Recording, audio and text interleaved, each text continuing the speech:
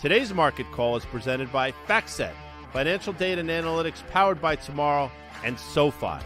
Get your money right, all in one app. 30 days has September, April, June, and Dan, November, which makes today the final day of the month, which is crazy when you think about it. Novi 30. We're headed to December. For you futures traders, you know that December, the letter is Z. Z. And then when I hear Z, you think about Pulp Fiction. Zed's dead. He certainly is. Yeah. But you know it's not dead, the market. So let's take a look at the rundown, because yields are moving a little bit today on the back of that PMI number that came in hot. Salesforce, that comes out CRM up to 244 or 245, I think. Interesting move, gets us back to some highs we saw recently. And EY from SoFi, who will be joining us, as is her wont to do every Thursday, she's looking at a lot of things, not least of which Treasury auctions. And, of course, if it's Thursday, it ain't margarine. It's butters. Bitch, in the words of Britney Spears. By the way, she wrote a song about that. Yeah. She did. You love the rundown. It's funny. Yeah. And I want to talk about the market. Yeah. But I was in the car to drive my daughter and one of her friends to a bar the Wednesday before Thanksgiving. What is she, 15? No, they wanted to drive there, so they didn't have to drive. Got it. And they said, "You like Britney Spears?" I said, "Yeah, put on that It's Britney Bitch song." And there actually is a song where she starts it. Anyway, you're all over it. It's interesting. You brought up the Salesforce here. So gapping up to new 52-week highs, is trading at levels it has not done since early 2022. And you think about what was going on in early 2022, a lot of these kind of higher valuation tech stocks that had really gotten going, in the latter part of 2021, they started correcting in a big way. Guy, just look at that. I mean, it's a beautiful breakout. Let's be frank, son. Well, huge volume. You're through the July highs, all that sort of stuff. So, we can call it what it is, okay? Yeah. And we said it 24 hours ago. 100%. We said the stock has rallied 20% off of a 4 or 5 month low in a month, coming into a print. Like, you do you. I mean, that's not my game. I'll tell you what we said. But we talked about it. We said there's a very good chance you're going to come. We're going to have the show tomorrow and say they printed a number. The stock's trading 240 on a gap higher. You said that. And here we are. And it's a big volume day. We'll see if this gap holds up. I mean, we've seen moves like this before in other stocks of this. Not obviously, we've seen this is a $250 billion company. We've seen it on some smaller. Obviously, we saw with NVIDIA.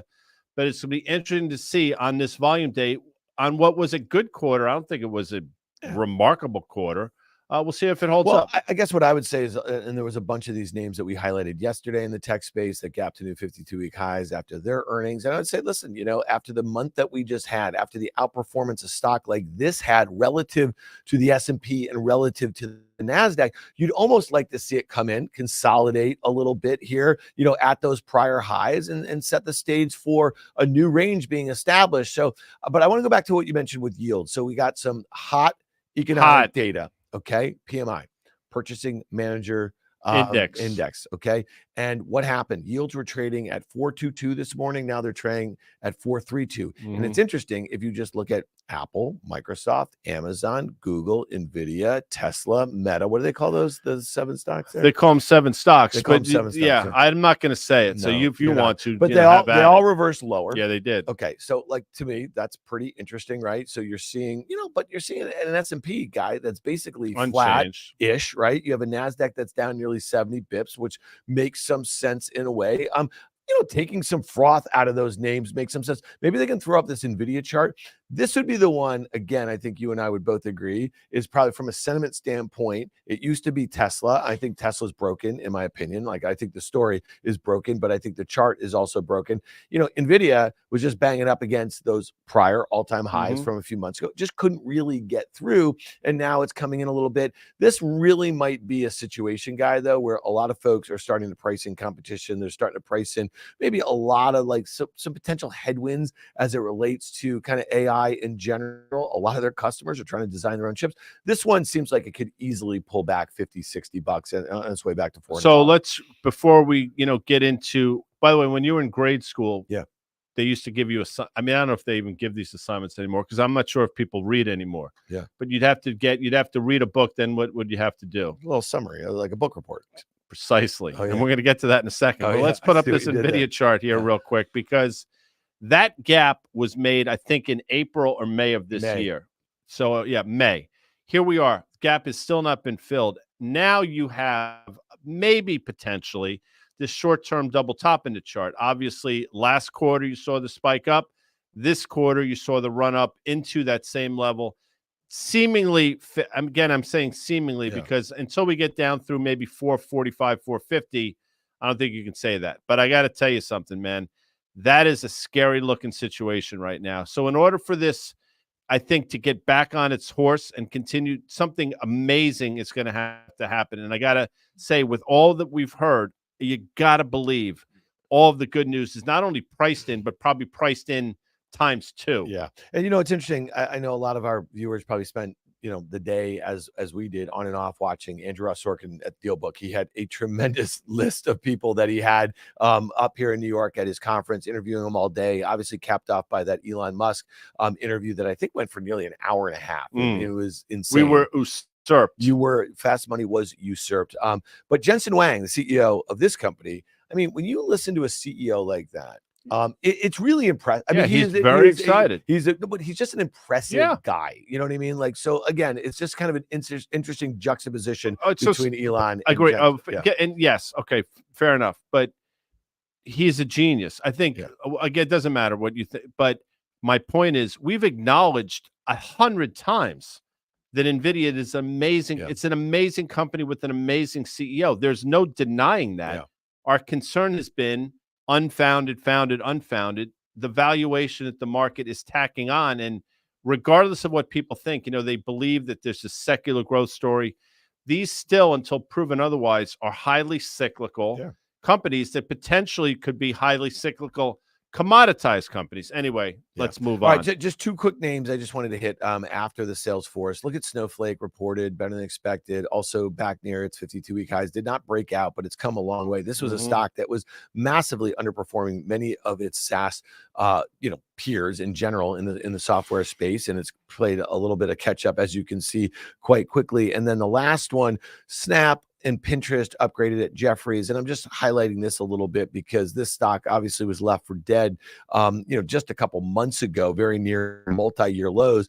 Look at this on a 5-year basis. You see that gap. It's probably 20 on its way down back in early 2022. So kind of interesting there. And, Guy, I almost wonder when you see Elon Musk, who's the CEO of Twitter, right? These companies both last year when he took it over had a similar sort of revenue, annual revenue, predominantly advertising, about $5 billion each or so. And when you see the CEO of Twitter basically say our company could go bankrupt because of ad boycotts, and then he tells them all to F you, you say to yourself, well, who would likely be the beneficiary of spend leaving Twitter? It might be Snap. People are already spending on Instagram and Facebook and YouTube. You know what I mean? That sort of thing. So, interestingly enough, I think Snap is one to keep an eye on, guys. No doubt. And it's not coincidental, I don't think, that Facebook Facebook's been a monster, clearly. But if you put up a Facebook chart real quick, over the last week and a half, 2 weeks, it's starting to give it up a little bit as well. And maybe that's just some function of the other stocks that you mentioned. But that stock probably doesn't do it justice. But if you look, I will tell you, I mean, this was a $245 stock. I want to say, actually, $243 a week or so ago, now trading $232, which is not a big deal. I get it. But you haven't seen, it's starting to roll, I guess is my point. Something you should watch. Put a 5-year up of this really quickly, because I think if Carter were here, he might say like how symmetrical this is, right? It got back to that gap from 2021. I mean, that stock was down 78% or something from its all-time highs, made in late 2021. So again, all pretty interesting stuff. Guy, before we get to Liz, let's talk yields for a second. Oh, she's got a great sweater on today. Yeah. She looks like she's going like skiing or something. Yeah, she like it's après ski. In order to après ski, one would have had. You know what? There's plenty of snow buddies out there who just show up après ski, ready to just kind of hang out a little bit. That's a total Johnson. What do you mean? What do you mean? Well, it's called after ski, après ski. Right. So if it stands to reason that you should have skied in order to go.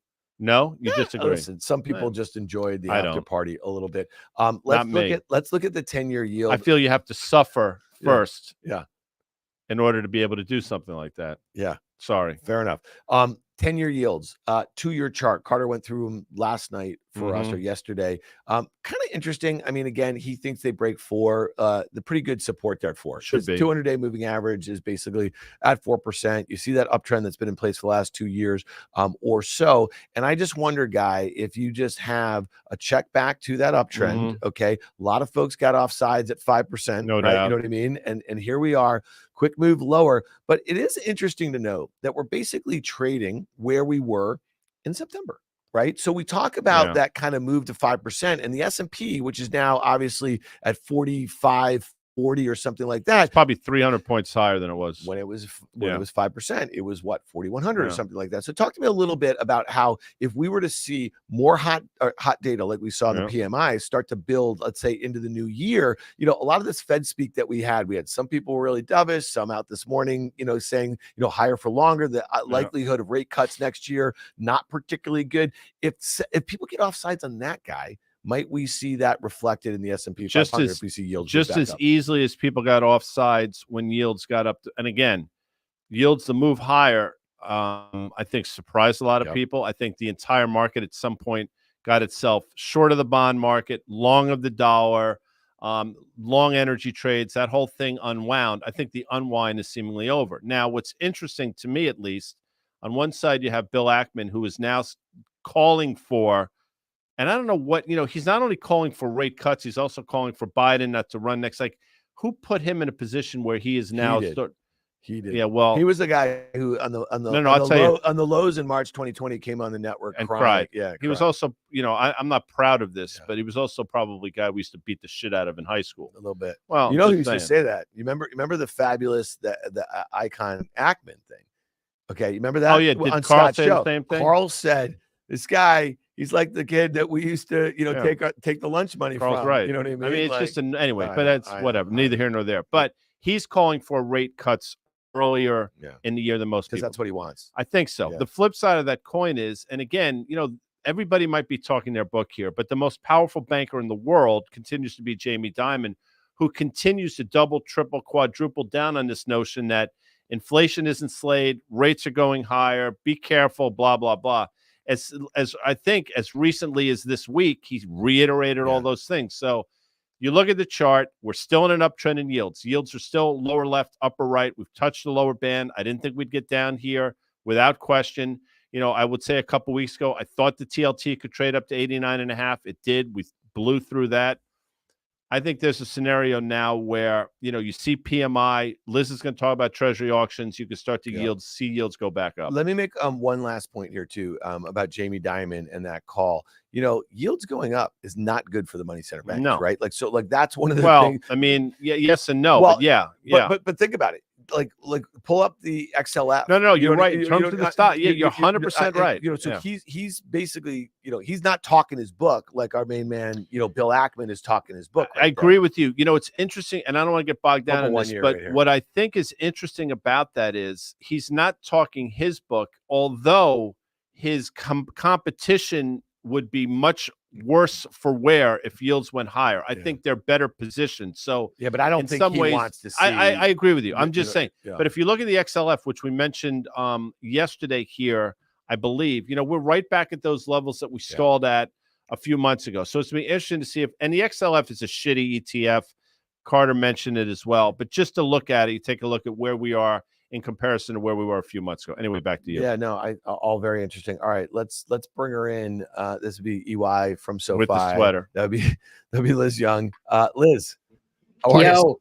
Sorry about subjecting you to that in the debate of whether you know you're a Johnson if you just show up for the opera. Well, no, she has a view. I can't. No, hold on. Don't say a word, Elizabeth. Okay. I know you well enough to know that you're in my camp on this one. You can't just show up to like the après ski having not skied. Yes or no? Agree. Yeah. Yeah. That being said, you don't say no to a party. But if you want to have a cocktail, then have it at home or go to you don't go to like the after ski thing. See That's like, do you go to the wedding reception if you Yeah. weren't invited. No, I'm to just the going to main say one thing. So a lot of folks, they go on a ski trip, maybe they go 4 or 5 days, maybe they go a week. They don't ski every day, right? And so if some of your bros, like, hey, meet us at the such I and don't know. such Can I tell you lodge, something? I don't you have know, at bros. 450 or something like that, Well- we're going to have a few cocktails, and you roll up, you're wearing a sweater like that, and you say, "What's up, peeps?" You know what I mean? Like that's what. Okay, so let's we're Let's getting play bogged. this out. No. Let's play this out. Yeah. If you did not ski that day, Yeah. let's just say what do you call them? Bros. Yeah.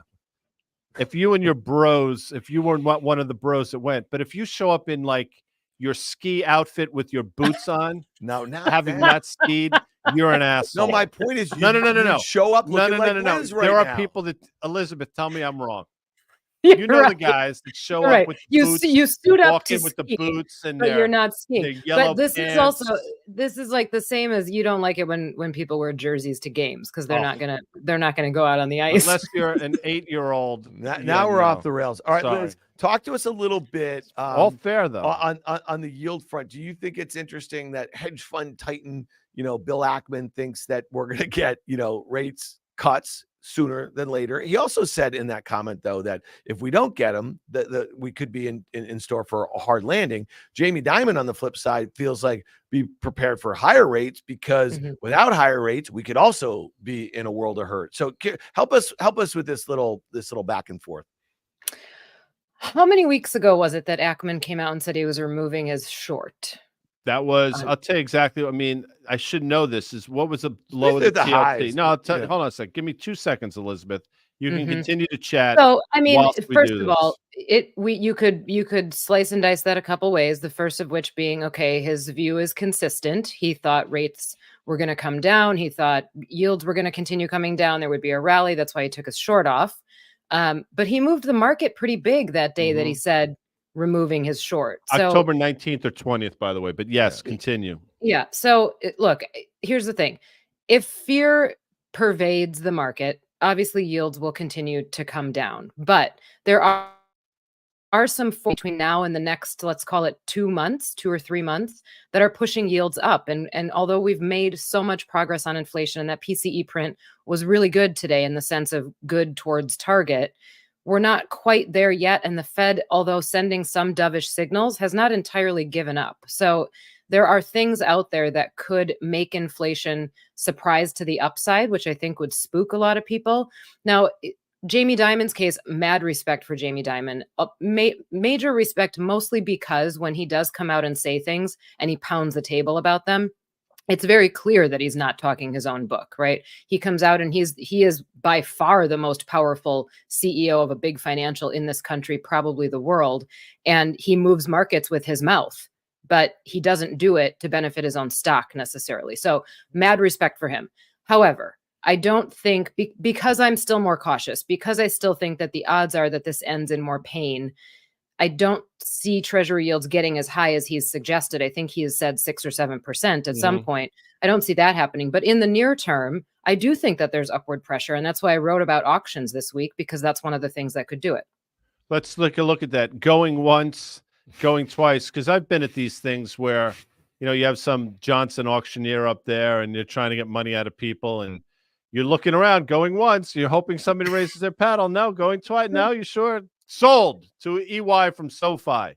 And that's effectively what's going on here. I mean, talk about these Treasury auctions. We've had some good ones, but the good ones have been in the shorter duration. The longer term ones that I've seen have been challenged, in a word. That's right. Although there was a 7-year auction yesterday that was weak. It didn't move the market necessarily, but it was weak. The 30-year auction was crap a few weeks ago, and that was the one that really got people concerned. So here's the thing. We have not talked about Treasury auctions as investors. If you're a daily investor and you're somebody that's not in the industry, you probably didn't even know that these necessarily existed and that they happened as often as they do. Suddenly we're talking about them all the time. We're talking about them for a number of different reasons. And the reason I wrote this blog about this is because it continues to be a hot topic. And I don't think a lot of investors really understand why they should care. So these auctions, number one, to cover our own obligations, because we run a budget deficit, we have to issue more debt to pay our bills. That deficit continues to grow as rates have risen. our expense, our interest expense also continues to grow, which just compounds the problem. So what's happening lately is that, and look, nothing bad has happened yet, nothing catastrophic. But there are little inklings here and there. So there are different measures of an auction. I'm not going to get too far into the weeds, but there are different measures of an auction, things like the bid to cover ratio, things like how much primary dealers have to sop up because nobody else wanted it. So there's a section in the blog called hot potato bonds, because it's sort of like, I don't want it, you take it. And there is that backup plan, but that backup plan has had to come in and save the day more often than it has before. So the big takeaway here, there's two big takeaways, I would say. The first of which is that auctions had not really been a topic of conversation before because there were three really big buyers. So every time we had an auction, these three big buyers sopped up the supply. Those buyers were China, Japan, and the Federal Reserve. All three of them have stopped buying as much. The Fed has actually turned into a net seller. So if you want to pull up the first chart from this blog, the Fed is selling because we know they're going through a quantitative tightening program and they're trying to reduce the size of their balance sheet. It's also another tool that they're using to fight inflation. So they turned into a net seller last summer and have continued to be a net seller that whole time. So as we continue to issue bonds, they're gone from the picture. And then you've got these stories about the Chinese currency, the Japanese currency, and remember that currency is a relative game. So if you've got your currency weakening, you want to support it. One way to support it is push down the currency that it's compared to. So push down the dollar, your currency looks stronger, which means you get rid of some treasury bonds. So Japan and China have also stopped sopping up this supply. I think the chart after that should be the issuance. Yeah, the issuance that we've seen. This is the other big takeaway. So those three buyers have exited the scene, right? They're still there-ish, but not there as much as they used to be. But they exited the scene. See both of these lines turning up in 2023, just as we started to issue more bonds. So supply went up, demand went down, and there's not enough buyers in the market to sop it up. Now, we know that the mechanics of bonds work such that less demand means higher yields. This is happening, though, at a time where stocks are moving because yields are going down. Everybody's excited because yields are going down. This is one of the things that could come in and be a curveball. And not to add to the wonkiness of treasury bonds and auctions, but I'll say this. Last night, Japan had a 2-year auction, and it was the lowest bid to cover rate in 14 years, which is, in a word, alarming. And again, it speaks to who's the end buyer of all this stuff. And, this bid to cover stuff, you can go to your Google machine and look it up. It basically means, you're oversubscribed. Like, who is that person that everybody goes to see? She's dating the football player. Taylor Swift. That's her name? Yeah. So she puts tickets on sale, and like for every person that gets a ticket, there are probably 10 people that want one. Yeah. That's oversubscribed. Yep. That's a good thing. Let me show one more chart. Oh, throw it up, because it's going to be like a Taylor Swift. It's the last one. The last one. Now, this is parabolic, but this is kind of ties a bow around the whole thing. So what's really the problem? The problem is rates have risen. We issue bonds. We still have to pay for those bonds via coupons. Those coupons are higher. Our deficit grows. In order to cover our spending, and we know we've been threatened twice this year already with a government shutdown. In order to cover our spending, we got to issue more debt. So the Congressional Budget Office, now again, this is parabolic and this is out decades in the future, but that line, that dotted line at the end, shows net interest expense projected as a percent of GDP. That's not a good number. We do not want it to go up like that. But at this rate, that's what it's going to look like. At this rate, there's no choice. There's no chance that it's not going to look like that. And historically, we talk about net interest expense as a percentage of GDP, somewhere between 2.5% and 3% ish, if not lower. And now we're talking about not only probably double that, but potentially triple that, as again, we continue to sort of we debt our way, we spend our way to seemingly profitability. It doesn't work. It works when interest rates are zero, maybe, but not when rates are going higher. Well, it does make the case that why interest rates can't go meaningfully higher if this is like, Well, no, I disagree, but I know, but what David you're saying. Rosenberg had a note out, Rosenberg Research this morning. He's talking about GDI versus GDP, so gross domestic income, and the spread between the two, especially after the print that we saw. I mean, listen, Vinny, Daniels comes on the pod. Actually, it was a great pod with Porter Collins and Danny that dropped on Monday. You guys should check that out. But they were talking exactly about this sort of issue here in the federal deficit. And a lot of folks, listen, I was at a dinner. I think I said it on Market Call. I think it was in September or October with Byron Ween, who sadly just passed about a month or two ago. And one of the last things I heard him say was at a dinner, a bunch of investors and the like here, he talked about one of his biggest worries is the growth in the federal deficit here and what ultimately is going to have to be done. So I think that's kind of interesting of a guy who's, been a legend on the street for 60 years or something like that. So that was his take.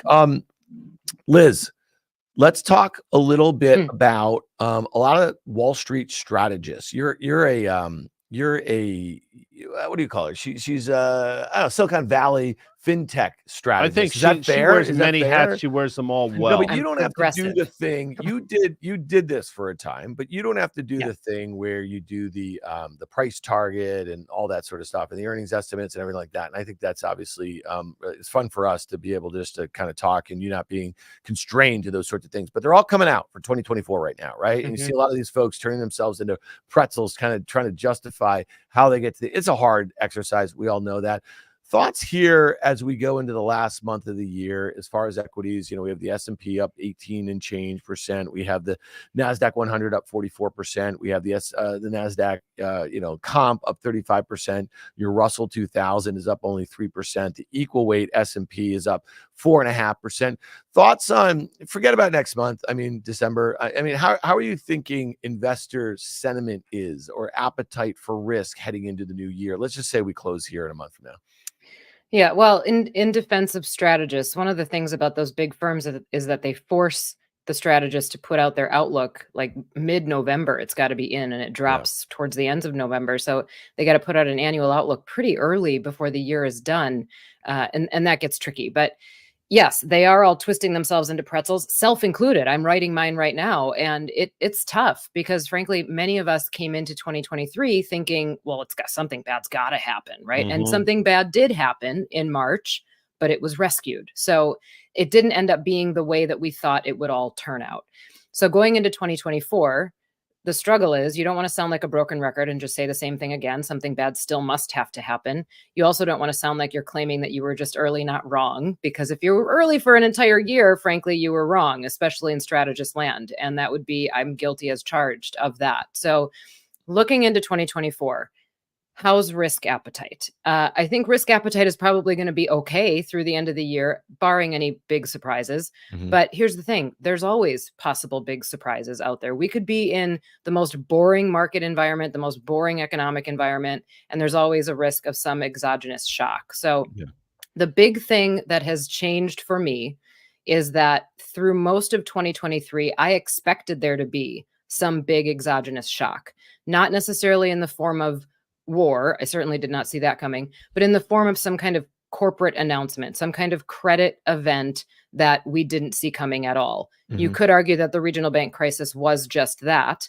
I expected there to be a shock that would actually send us in the other direction, and that would be the catalyst that started a recession, a prolonged drawdown, et cetera, et cetera.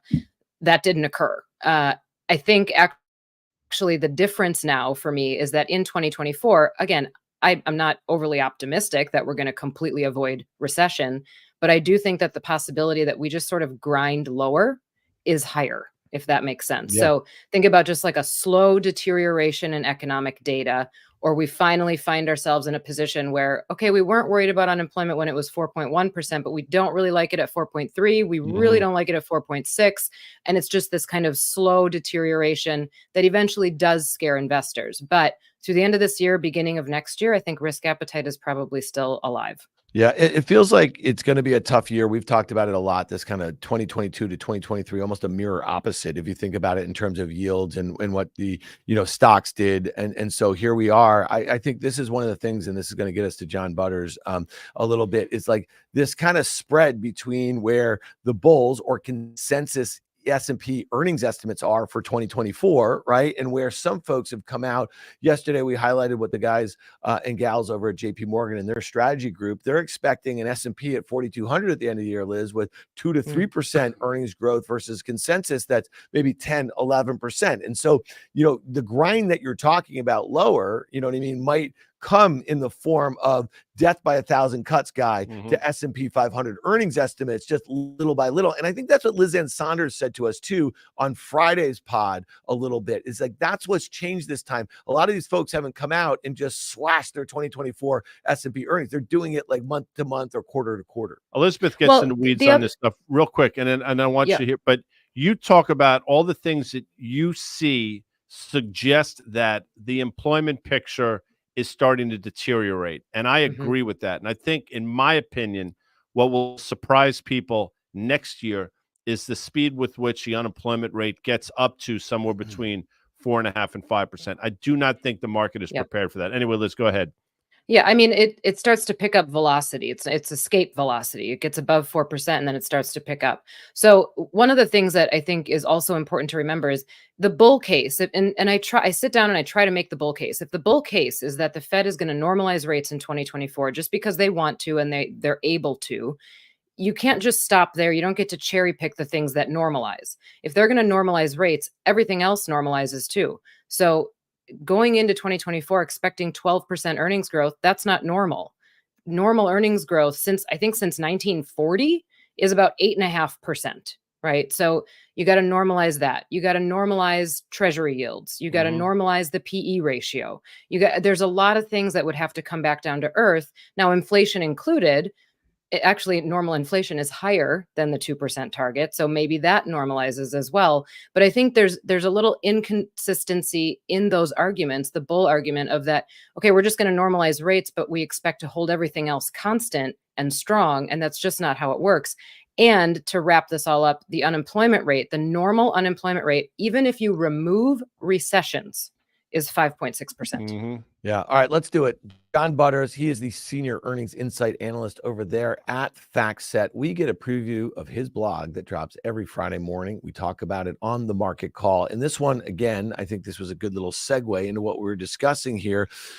Butters is talking about the bottoms-up EPS estimate for the S&P 500 for calendar year 2024 is $246.21, which would mark a new record high EPS for the index. However, over the past 25 years, analysts have overstated the actual EPS number by nearly 7% on average 1 year in advance, guys. So do you want to speak to that a little bit? Let's stop at that point. I mean, that speaks to Danny Moses talks about this, Carter Worth optimism in the industry. You don't get paid for being negative. And there's always this optimism going into always going to be better next year until it's not. And then they have to ratchet things down. I am telling you, the expectations, and I've seen it as high as 13 or 14% EPS growth for next year. That's a friggin' pipe dream in this environment, especially if the unemployment rate starts to tick higher, which, oddly enough will help margins, but there's going to be a demand aspect that counteracts that entire thing. So in my opinion, people are way off sides in terms of earnings, but it makes sense historically because, again, their peoples want to be optimistic. Liz, there's always going to be a bias in analysts. I mean, I never covered individual companies, but I covered managers. And of the managers that I covered, you have this sort of innate sense of you want them to win. You want them to do well, right? I want to write a report that says they outperformed and that they did what they expected to do. You don't want to write the report that says this isn't working. You certainly don't want to have to fire the manager. So I think analysts generally are going to skew more optimistic, and we should always adjust it in our heads to that.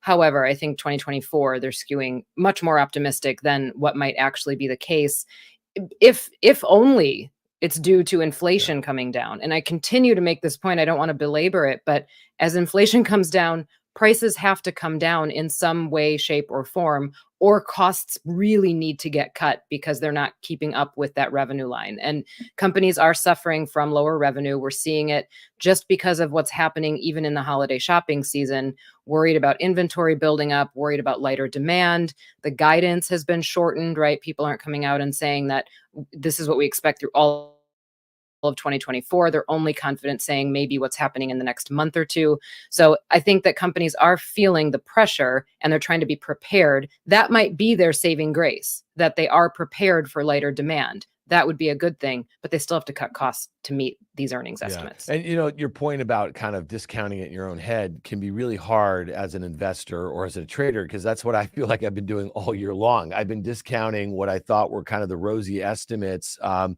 they're going to be proved to be too rosy for 2023, and they're going to prove to be too rosy for 2024. But again, it's been hard to kind of fight that in the market. So, and I'll just make this last point from Butter's note. Analysts overestimated the actual number in 17 years. This is out of the 25, and they underestimated the actual number in the other 8 years, factoring in this average 6.9% overestimation. The index would report EPS of 229 for calendar year 2024, guy, which would still be a new record high. But with an S&P at 4540, okay, can we do a little math here? 229, you don't have a cheap S&P 500, correct? And that's assuming, again, that's 229, assuming we get there. I think it's going to be light of that. And again, what multiple do you attach to that in this environment if things are in fact slowing down? Would you put a 20 multiple on it? No, I don't see. It's interesting. The bulls will say you attach a higher multiple because in that environment, the U.S. is going to be sort of this safe haven asset class, and it should deserve a higher multiple. I would push back and say you shouldn't be paying up for stocks in the environment that I think we're going to find ourselves in. I think it should be closer to 16, 16 and a half, which is not unreasonable. And I'm not saying we're getting there, but in the peak of the financial crisis, I think valuations had an 11 handle. Yeah. Well, I guess the last point on this, and we've talked about this numerous times over the last year or so. In October of 2022, when the S&P was at its lows, down nearly 27 or so percent or something like that, the top 10 names, okay, were trading above a market multiple, well above, while the bottom, 350 or whatever the heck it was, we're trading at like the low teens. So they were trading at trough multiples. And so again, I guess it will take this leadership to have, a handful of kind of multiple points taken off of them to get something, that looks like a 16 or 17. All right, Liz Young, EY from SoFi. We really appreciate you joining us, going through your note. And she agreed with me on the I knew she would. But see, I listen, I feel like if we were like at, like Sugar Bush or something like that. Excuse me? Yes. Okay. And I called her up and she just got into town. Okay. Let's just say you just got into town. And I said, hey, we're all meeting at 5:00 at the whatever lodge. You're rolling over there. Maybe. Having a hot but like in jeans, and whatever I was wearing, not in ski gear. That's all I was saying. You don't ski in that sweater. You'd show up to the après ski in that sweater. I'd come for like a drink. And what would the drink be at après ski? Mine would be mulled wine. Here's a good example. And I know we're belaboring the point a little bit. So Max Scherzer pitches for the Texas Rangers. Yes, he does. The world champion Texas Rangers. He started the year with the Mets. Why he made that decision, I'll never know. Like why anybody would want to play in that shithole is beyond me. However, he found his way onto the Texas Rangers, and he got hurt when he was there. He celebrated their world championship as if he's been there his entire career. Yeah. That is a Johnson move. That is similar to showing up après ski, it's the same See thing. What you did there. All right. It's the same That thing. was awesome. All right. Somebody tell Aaron Rodgers that if the Jets win the Super Bowl, he's not allowed to celebrate. Yeah, not happening. The Jets win the what? Yeah. Not happening. The odds are not in their favor. Not in their favor. All right, Liz, thanks so much for joining us. We will see you back on the tape on Monday with Guy and myself. Have a great weekend. Thanks so much, Liz. All right, Guy, let's she's the best. Let's hit a couple things. We did a trade idea on Tuesday in the crude oil. And it was interesting. At the time, crude was trading very near where it is right now. Yeah. 76.70, I think it was, or something like that. It's unchanged. And it had a couple days. Maybe they can pull this up really quickly here. So that was that's just today's price action. Okay. And a little surprising. Okay. But let's look at that thing. I mean, it looked like it was ready to party this morning. Yeah. It was above its 200-day moving average, right? It kind of held that uptrend, you know what I mean, over the last couple of trading days, got above that downtrend. One of the reasons I think you and I were both in agreement, if you were buying this at 76.40, we wanted to use a really tight stop down there at that uptrend about $75. Which is still in place. All right, but you still agree with that, right? So let's see how it kind of acts in and around here. We just kind of wanted to update that a little bit because there was news out of OPEC. And the other one, yesterday we talked about the SPY. We talked about a put spread in January. We're isolating this kind of 450 to 420 range. Let's just pull up the SPY, the 1-year chart. Again, it's down a couple bucks. I mean, when you think about that, 0.5% guy, I mean, like, it's not moving, But I just want to point out again the steepness of the rally that we've had over the last month. You got this thing starting to roll a little bit. You see that gap down there. I do. See where I it wants see a to few go. of them. Yeah. So we just wanted to update that. We're going to start updating these a lot more frequently because on days that we are detailing trade ideas in futures, on days that we're detailing them in options, we just want to make sure we know a lot of folks who are, kind of following along. Really for us, this is purely educational, how we think about using stops, how we manage risk, both to the downside and to the upside.